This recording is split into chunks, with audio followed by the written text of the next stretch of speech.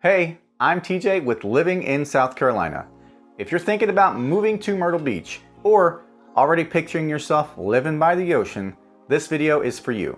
Everybody talks about Myrtle Beach summers, packed beaches, constant events, tourists everywhere.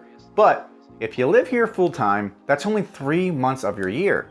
The other 9, September through May, feel completely different. The rhythm changes, the crowds leave, the energy shifts, and that's when the real Myrtle Beach shows up.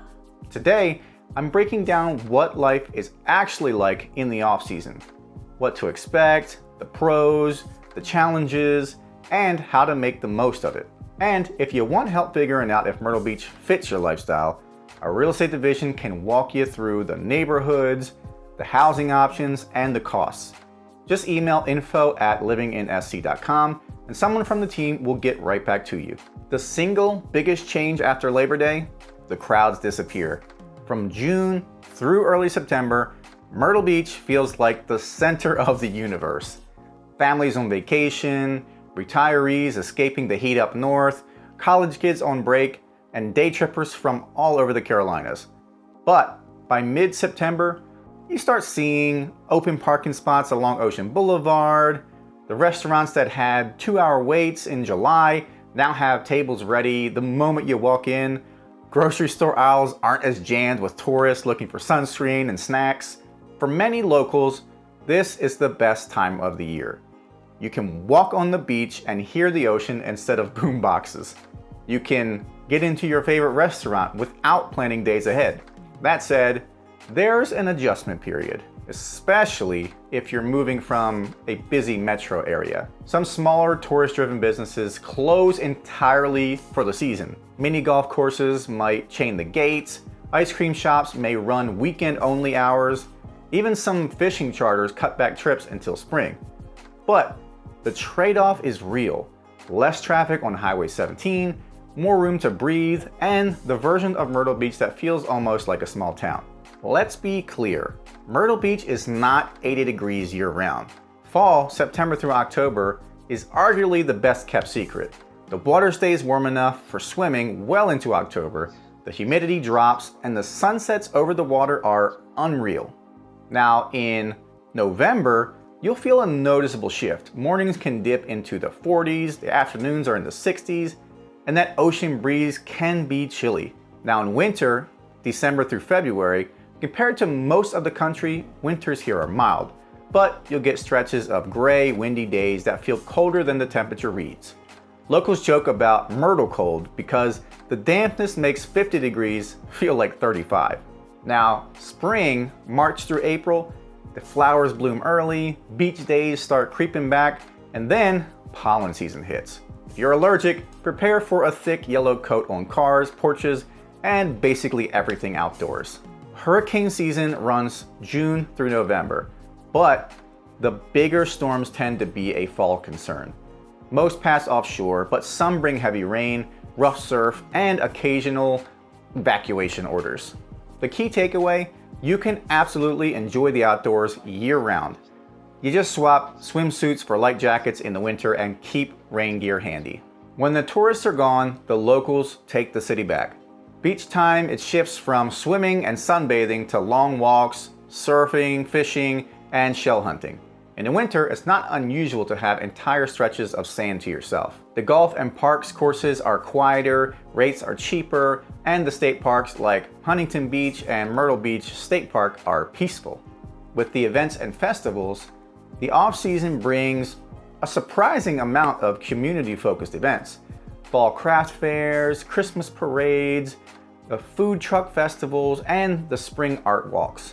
With dining, this is when restaurants get creative with specials like local nights. Super common, and staff often have more time to chat and probably will remember your name. Market Common and Broadway at the beach. These spots remain active, but are way more relaxed without the summer rush. Great for shopping, movies, or casual evenings out. Now, if you're used to non-stop nightlife, you'll notice the slowdown. Bars still operate, but the energy is different, more laid back, more familiar faces. Living here full-time has some realities you should be ready for. The job market tourism jobs slow down dramatically. Year-round positions are concentrated in healthcare, education, city services, and remote work. A lot of places have limited hours, so some businesses switch to shorter hours or weekend-only schedules. Even big box stores might cut the late-night hours. As far as transportation goes, Uber and Lyft are less available during the off-peak months, especially late night. Plan accordingly. As far as storm preparedness, keep a hurricane kit stocked. Check your flood insurance and stay on top of your roof and siding maintenance. The slower pace can feel isolating at first. Building a social circle here takes effort. You'll want to join clubs, gyms, or community groups. With the wildlife, in cooler months, critters come looking for warmth. That can mean palmetto bugs, rodents, or snakes. Pest control becomes just a part of coastal living. Now here are some tips. If you're moving here year-round, these tips will make your transition smoother. 1. Embrace seasonal living. Lean into the quiet months with beach walks, day trips, and small-town events. Number 2. Weather flexibility. Keep layers and rain gear ready. You can go from sunny 70s to windy 50s in 24 hours. Number 3. Get involved. Join a local sports league, volunteer with a community project, or take a class. You'll make friends faster that way. Number 4. Stay connected. If you work remotely, double check your internet reliability before committing to a rental or a home. Number 5. Maintenance mindset. Use the off-season for home projects and storm prep. Number 6. Take advantage of deals. From golf to dining, locals pricing is one of the best perks of the off-season. Off-season Myrtle Beach is not a ghost town. It's more calm, more local focused version of the city. Summer belongs to the visitors, but the rest of the year is when you can slow down, connect with neighbors, enjoy a different kind of coastal living. For some people, it's a perfect balance, warm enough to be outside most of the year, slow enough to feel like you're in on the secret. For others, the quiet can feel a little too quiet. The difference comes down to knowing what to expect and building a lifestyle that makes the most of it. Now let's recap. Crowds drop dramatically after Labor Day and the pace of life slows way down. Weather is mild but still seasonal, with occasional storms and chilly spells. Some businesses close or reduce their hours, but essentials remain available. Jobs, services, and social life shift with the seasons. With some planning, you can enjoy Myrtle Beach in every season and make it truly feel like home. If you're considering a move to Myrtle Beach or just want the real picture of year-round life, get in touch. Our real estate division can help you compare neighborhoods, answer any questions you might have, and make the best decision for your lifestyle and budget. Email info@livinginsc.com or leave your questions and Myrtle Beach tips in the comments. If you're already a local, share your own off-season experiences. Someone watching this will thank you.